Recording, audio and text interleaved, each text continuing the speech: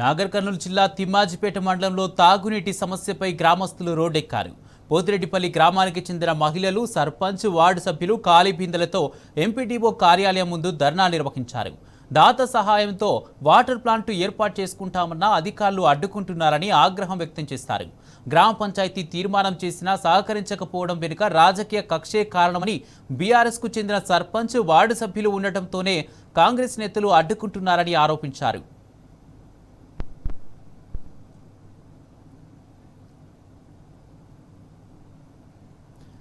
BRS నాయకులు ఆందోళనకు మద్దతు తెలిపారు. గ్రామానికి చెందిన సర్పంచ్, వార్డు సభ్యులు బీఆర్ఎస్కు చెందిన వారు కావడంతోనే కాంగ్రెస్ నాయకులు కక్ష సాధింపు చర్యలకు పాల్పడుతున్నారని విమర్శించారు.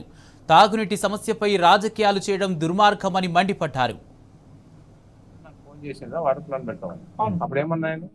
పెట్టుకోండి అని చెప్పినాను.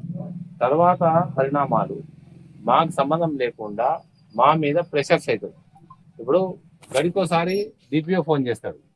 డిపిఓ చెప్పిన విషయాన్ని పంచాయతీ కార్యదర్శి కన్వే చేసిన, సర్పంచ్ గారికి, ఉప సర్పంచ్ గారికి కన్వే చేసిన. ఇట్లా ఉంది, ఇట్లా అవుతుంది, అయితే వీళ్ళని నేను డిపిఓ పిలుస్తున్నా అంటే సెక్రటరీతో సహా పొమ్మని కూడా చెప్పిన. పోయి కూడా వచ్చిండు. వీడియో వీళ్ళు గ్రామసభ వీడియో చేసి వీడియో ఫోటోలు కూడా ఇచ్చిండు, తీర్మానాలు ఇచ్చిండు, నాకు తీర్మానాలు ఇచ్చిండు. అంతా బాగానే ఉంది, అంతా రూల్ ప్రకారమే జరుగుతుంది. ఇక్కడ రూల్ ప్రకారం జరుగుతలేదని మేము చెప్తలేము.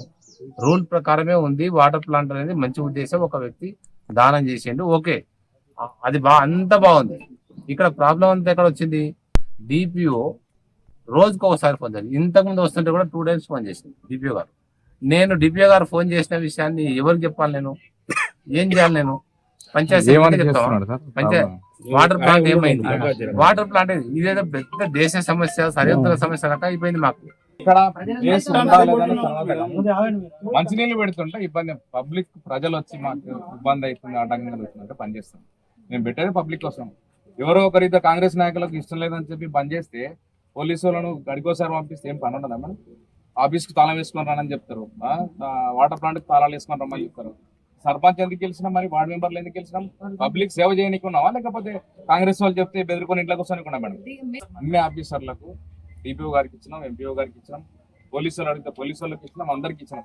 రోజు పోలీసు వాళ్ళకి ఏం జరుగుతుంది మేడం? పొద్దుటపల్లిలో ఏమైనా మైనింగ్ ఉందా, లేకపోతే బంగారం ఉందా, ఏమి అక్రమం జరుగుతుందా, లేకపోతే గంజాయి అమ్ముతురా, ఆడ కళ్ళ దుకాణం పెట్టినా? లేదుగా మేడం.